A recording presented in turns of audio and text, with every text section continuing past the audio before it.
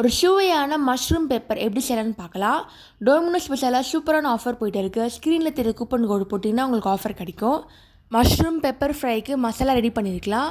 மிளகு 2 ஸ்பூன் எடுத்துக்கோங்க, 2 ஸ்பூன் சீரகம் எடுத்துக்கோங்க, 1 ஸ்பூன் சோம்பு எடுத்துக்கோங்க.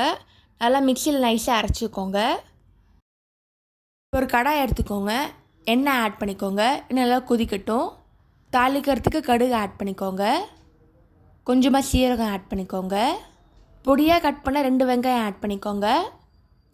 வெங்காயம் நல்லா வதக்கணும், பொன்னிறமாக ஆகணும். ஒரு 2 ஸ்பூன் இஞ்சி பூண்டு பேஸ்ட் ஆட் பண்ணிக்கோங்க.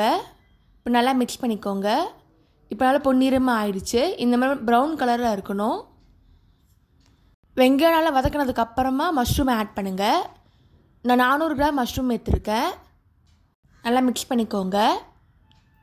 இதே மெத்தடில் நீங்கள் பன்னீர் வச்சு கூட பண்ணலாம்.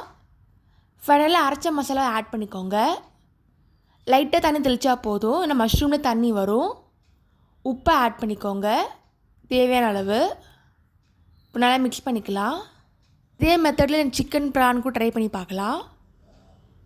இப்போ நல்லா கொதிக்க விடுங்க. நல்லா திக்காக ஆயிடுச்சு. ஒரு சுவையான மஷ்ரூம் பெப்பர் ரெடி ஆகிடுச்சு. நீங்களும் ட்ரை பண்ணி பார்த்துட்டு எப்படி இருக்குன்னு சொல்லுங்கள். இந்த மாதிரி சிம்பிள் ரெசிபியில் எப்படி சொல்ல போட்டிருக்கேன், அதையும் மறக்காமல் செக் பண்ணி பாருங்கள். தேங்க்ஸ் ஃபார் வாட்சிங். லைக் பண்ணுங்கள், ஷேர் பண்ணுங்கள், சப்ஸ்கிரைப் பண்ணுங்கள்.